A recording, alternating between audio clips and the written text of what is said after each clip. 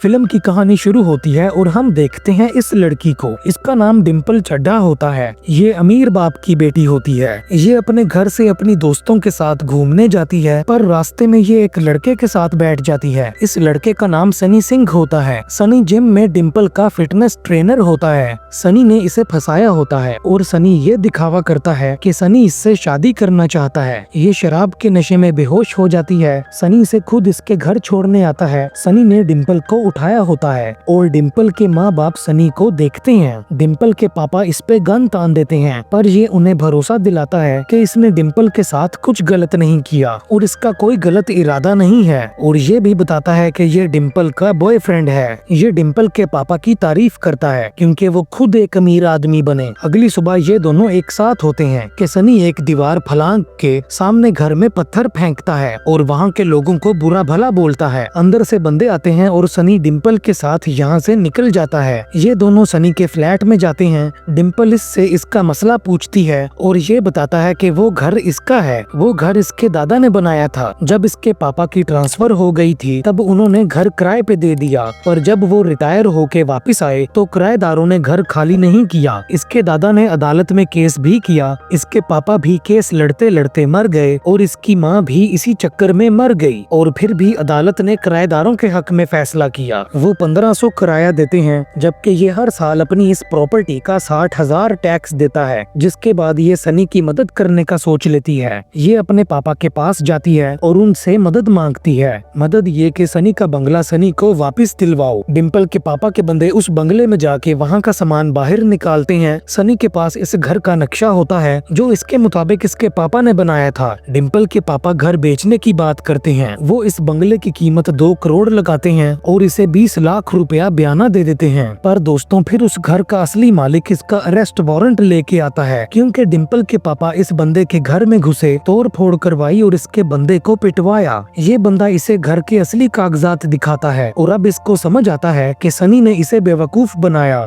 दोस्तों वीडियो को लाइक जरूर करना और हमारे चैनल को सब्सक्राइब करके बेल आइकन जरूर दबाना, ताकि जब भी हमारी नई वीडियो आए तो आपको उसके बारे में पता चल जाए। डिम्पल यहाँ आती है और ये डिम्पल से सनी से मिलने से मना करता है। इसको सनी जिम में भी नहीं मिलता, सनी इसे फ्लैट में भी नहीं मिलता। इसे समझ आ जाता है कि सनी ने इसे धोखा दिया है और वो 20 लाख लेके चला गया है। इसका दिल टूट जाता है। ये सनी को फोन करती है और फोन पे शाहरुख खान की ट्यून चलती है। हार कर जीतने वाले को बाजीगर कहते हैं, वो वाली ट्यून। ये फोन आने के बाद सनी अपनी सिम को फ्लश कर देता है, मोबाइल तोड़ के कूड़े वाले डब्बे में फेंकता है और फिर ये अपने नए शिकार पे निकलता है। असल में दोस्तों ये कॉन मैन होता है। कॉन मैन यानी कि धोखा देने वाला। कॉन मैन को हम फ्रॉडिया भी कह सकते हैं। लड़कियों को लूटना इसका काम होता है। अभी ये दिल्ली में था और अब ये मुंबई जाता है। दोस्तों इसने कई लड़कियों को लूट के पैसा बनाया होता है। इसका नाम रायना पारुलेकर होता है। इसे इसका बॉस एक काम देता है। पास में ही ये जेनिटर बना होता है और ये इनकी बातें सुन लेता है। इसके बॉस ने एक आने वाले खास मौके पे MF हुसैन की आर्ट वाली पेंटिंग लाने का बोला होता है और ये अब इसके सामने इस तरह के हुलिये में आता है। इसने अपने सामान के ट्रक को रायना के रास्ते में रोका होता है। बंदे एक पेंटिंग निकालते हैं और ये ऊंची आवाज में बोलता है कि ये MF हुसैन की पेंटिंग है, जिसपे ये खुद इसके पास आती है और इससे इस पेंटिंग की कीमत पूछती है। पर इसके मुताबिक ये पेंटिंग इसकी आर्ट गैलरी के लिए है और ये इसे अपनी आर्ट गैलरी के इफ्तिताह का इन्विटेशन देता है। इसने रायना को अपनी गैलरी का नाम इंडिगो बताया था और रायना को इंटरनेट पे इसकी आर्ट गैलरी की जानकारी मिल जाती है और इसको उस पेंटिंग का मार्केट वाला रेट 80 लाख नजर आता है। ये इंडिगो गैलरी के इफ्तिताह में जाती है और ये उस पेंटिंग को देखती है। ये इसे अपना नाम देवेन शाह बताता है और बताता है कि ये पेंटिंग किसी और की है और जिसकी ये पेंटिंग है ये रायना से उसकी मीटिंग फिक्स करवा देगा। इसकी कंपनी के फंक्शन में 2 दिन होते हैं और कम वक्त का बहाना लगा के ये सिर्फ एक फोन कॉल करवाने की बात करता है। ये रायना को फोन करता है और पहले इससे लड़की वाली आवाज में बात करता है। अपनी आवाज इसने कंप्यूटर के जरिए बदली होती है और फिर ये रायना से पेंटिंग का मालिक बन के बात करता है। इनमें 1 करोड़ 20 लाख रुपए की डील होती है। ये रायना से देव को उसका कमीशन और पेंटिंग के 60 लाख रुपए देने का कहता है और बाकी 60 लाख रुपए का चेक भिजवाने का कहता है। रायना वो पेंटिंग इसकी गैलरी से उठवा लेती है। रायना इसे इसकी कमीशन का चेक देती है है और 60 लाख रुपया एक ब्रीफ केस में देती है। अब इसकी कंपनी में फंक्शन होता है और वो पेंटिंग दीवार पे लगी होती है। रायना का बॉस इस पेंटिंग को देख के खुश होता है। ये खुश होते हैं। दोस्तों, रायना के बॉस को इस पेंटिंग के असली मालिक का फोन आता है और इसे पता चलता है कि वो पेंटिंग नकली है और वो आर्ट गैलरी भी फर्जी थी।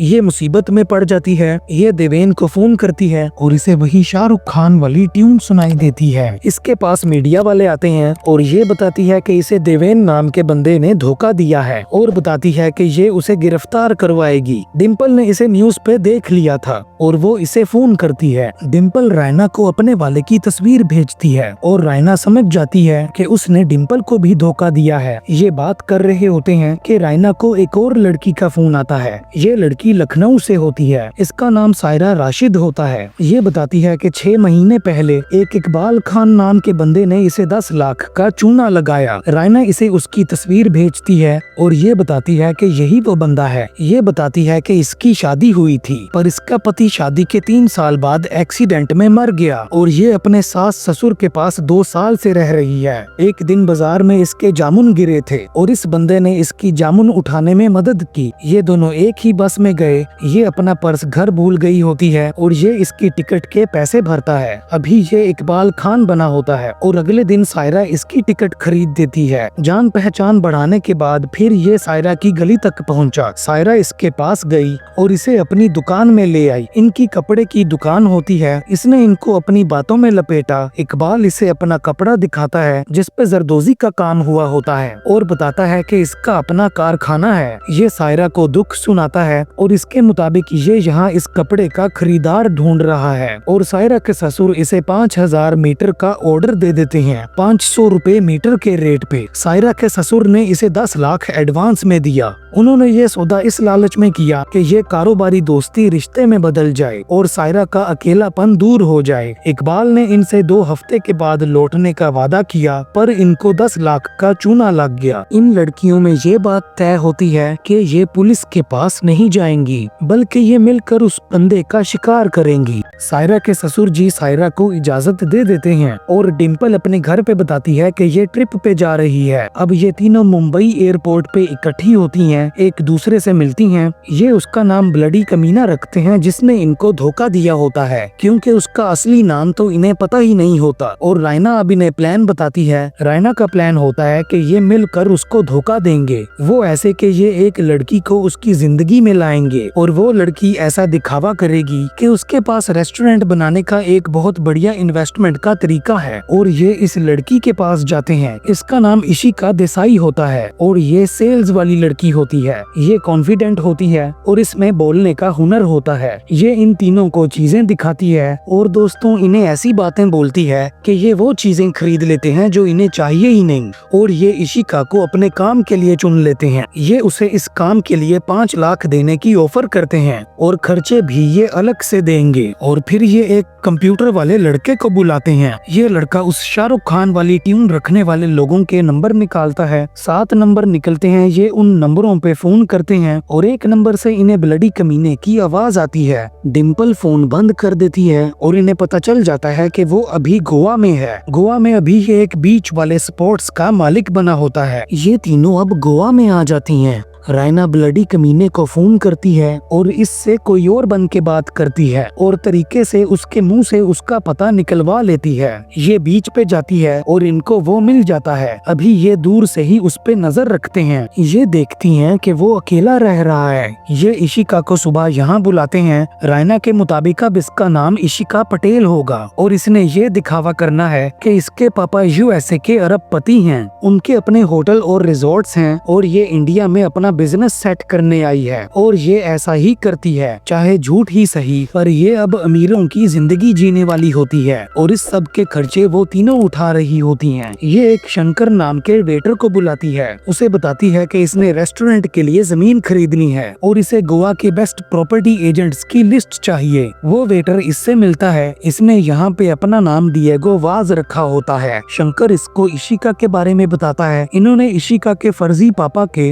होटल्स उसकी फर्जी वेबसाइट बनाई थी, ये उस वेबसाइट को देख लेता है और अब इशिका इसका अगला शिकार होता है। शंकर इसे प्रॉपर्टी एजेंट्स की लिस्ट देता है। डिएगो की इशिका पे नजर होती है और डिएगो पे उन तीनों की नजर होती है। इशिका बार में होती है और डिएगो इस तरह के हुलिये में यहाँ आता है। वो इससे बात नहीं करता। बार वाला इसे बताता है कि इसके दोस्त ने इसका बिल पे कर दिया है और वो दोस्त होता है ये। इस तरह इन दोनों में बात शुरू होती है और इसके बाद ये सब इकट्ठी होती हैं और इसके पास फूल आते हैं विक्रम थापड़ की तरफ से। यानी कि दोस्तों अब वो इसके लिए विक्रम थापड़ बन जाता है। ये अब विक्रम के पास जाती है और विक्रम इसके कहने पे इसे राइड पे लेके जाता है। ये इसे बताती है कि ये अपने रेस्टोरेंट का प्रोजेक्ट तैयार कर ले तो इसके पापा उस रेस्टोरेंट में $5 मिलियन की इन्वेस्टमेंट करेंगे, लेकिन इसके पापा ने इसे सिर्फ 5 लाख दिए हैं जिसमें इसने अपना गुजारा करना है और विक्रम इस प्रोजेक्ट में इसकी मदद करने के लिए तैयार हो जाता है।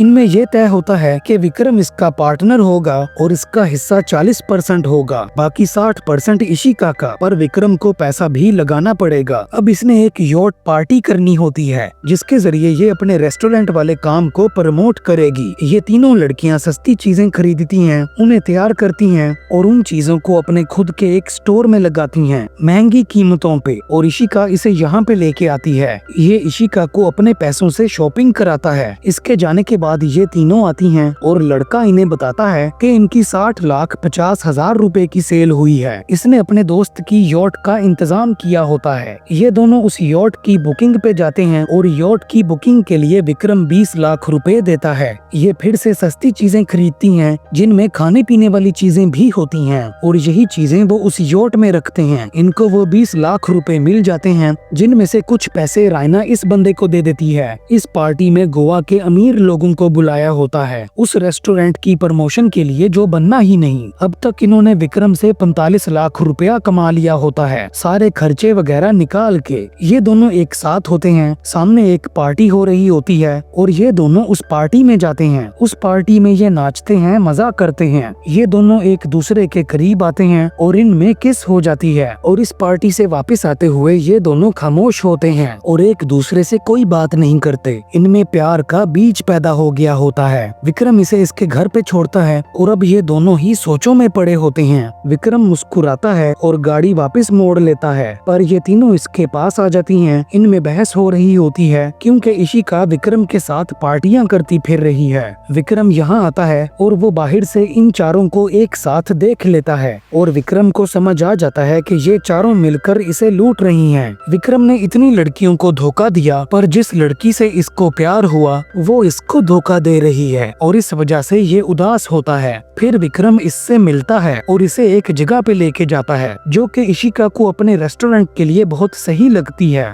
विक्रम इसे बताता है कि ये एक कॉन मैन है, यानी कि ये एक धोखेबाज है। इसने पिछले 15 सालों में 30 लड़कियों को धोखा दिया है। अगले नंबर पे इशिका है। इसने सब कुछ इशिका को लूटने के लिए किया और इसका प्लान इसको भी लूट कर गायब होना था, पर इसको इशिका से प्यार हो गया है। ये इशिका को यकीन दिलाता है कि इसे वाकई में इशिका से प्यार हो गया है और वो इससे शादी का पूछता है। ये इस बारे में इनको बताती है। रायना के मुताबिक वो अभी भी फ्रॉड कर रहा है। वो इससे शादी इसलिए करना चाहता है क्योंकि उसे यही पता है कि इशिका अमीर बाप की बेटी है। ये आगे अपना प्लान बनाते हैं। ये उस जमीन की कीमत पता करते हैं जिसकी जिम्मेदारी इस बंदे के पास होती है। इस बंदे के मुताबिक उस जमीन का मालिक दुबई में है और ये जमीन 90 लाख रुपए की है। इशिका इसकी अपने पापा से बात करवाती है जो कि रायना ने इस बंदे को बनाया होता है और ये शर्त रखता है कि इशिका से शादी के लिए इसे इशिका की मर्जी का प्लॉट इशिका के नाम पे खरीदना होगा उसके रेस्टोरेंट के लिए। ये इशिका को बताता है कि यॉट पार्टी के खर्चों के बाद इसके पास सिर्फ